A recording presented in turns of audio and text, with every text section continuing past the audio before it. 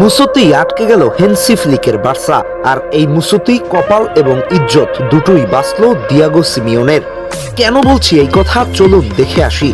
শুরুতেই ছিল সিমিওনের defensive strategy ৫-৪-১ formation.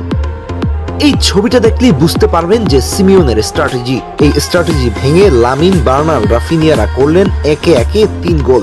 গোল হতে পারতো, আরো হতে পারতো, এটা ৭ গোলের খেলাও হতে পারতো, কেননা বার্সার ইয়ামাল বারবার সিমিওনের ডিফেন্স ভেঙে ফেলেছিল। কিন্তু ওই যে গোলবারের নিচে ছিল আর্জেন্টাইন বাজ পাখি ইমির ডিএনএ জুয়ান মুসো। হ্যাঁ, জুয়ান মুসো না থাকলে ৩-০ এর পরিবর্তে স্কোর হতে পারত ৭-০। তবে এবার কোন রকম মান সম্মান নিয়ে পার পাইয়া গেল সিমিওনে।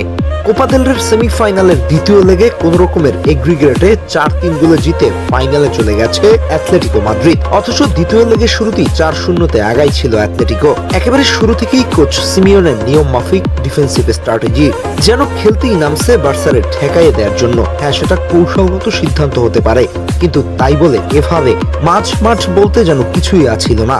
সমস্ত অ্যাটাক সামাল দিতে হয়েছে গোলকিপার আর ডিফেন্ডারদের। এই ম্যাচের স্ট্যাটিস্টিক্স দেখলে আপনি বুঝতে পারবেন কতটা ডিফেন্সিভ কৌশল অবলম্বন করেছে সিমিওনে। বার্সেলোনার বল পজিশনিং ছিল ৭১%, বিপরীতে অ্যাথলেটিকো মাদ্রিদের বল পজিশনিং ছিল মোটে ২৯%। কতটা ডিপে ছিল বুঝতে পারছেন। এমন কৌশল অবলম্বন হিতে বিপরীত হওয়ার চান্সটাই বেশি থাকে, যেমনটা আজকেও হইতে যাচ্ছিল প্রায়। ভাগ্য ভালো এক আর্জেন্টাইন গোলরক্ষক জুয়ান মুসোর কল্যাণে বাইচে গেছে সিমিওনে। একই সাথে খেলায় ছন্দ বলতে কিছুই রাখে নাই। নিজেদের ফরওয়ার্ডদের উদ্দেশ্যে বল দেওয়ার মতো কোনো অবস্থা সেন্ট্রাল মিডফিল্ডারদের রাখে নাই। মোট কথা শুধুমাত্র ঠেকাও কৌশল অবলম্বন করছে। আর্জেন্টাইন মুসো একাই বার্সেলোনার ৯টা অন টার্গেট শটের মধ্যে ৬টাই রুখে দিছে। বার্সেলোনার ৬৮৮ পাসের বিপরীতে অ্যাথলেটিকোর পাস সংখ্যা ছিল মোটে ২৮৮, যা অর্ধেকও না। বুঝতে পারছেন রক্ষণে কতটা মনোযোগী ছিলেন। এমন ভাবে হয়তো ম্যাচ কোন রকম এগ্রিগেট নিয়ে বের হয়ে গেছে, কিন্তু প্রশ্নবোধক চিহ্ন কিন্তু থেকে যায়। বরাবরই তার কৌশল এমন কেন? ইয়ামাল, রাফিনহা, বার্নালরা নিজেদের সাধ্যমতো চেষ্টা করছে ম্যাচটা বের করার জন্য। অবশ্যই প্রায় সফলও হইতে যাচ্ছিল। ভাগ্য ভালো মুসো একা হাতে হ্যান্ডেল করছে। ওইদিকে হুলিয়ান আলভারেজ আর গ্রিজম্যান ছাড়া বাকিদের পারফরমেন্সের অবস্থা যা তা। আলভারেজের রেটিং ছিল মোটে ৬.৮, গ্রিজম্যানের সর্বোচ্চ ৭.৪।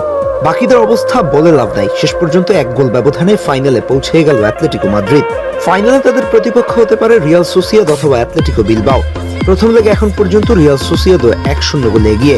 এখন অপেক্ষা করতে হবে দ্বিতীয় লেগের জন্য। কি মনে হয় ফাইনালে কেমন স্ট্র্যাটেজি সাজাবে সিমিওনে? কোপা দেল রে ট্রফিটা নিজেদের ঘরে নিতে পারবে তো সিমিওনের দল?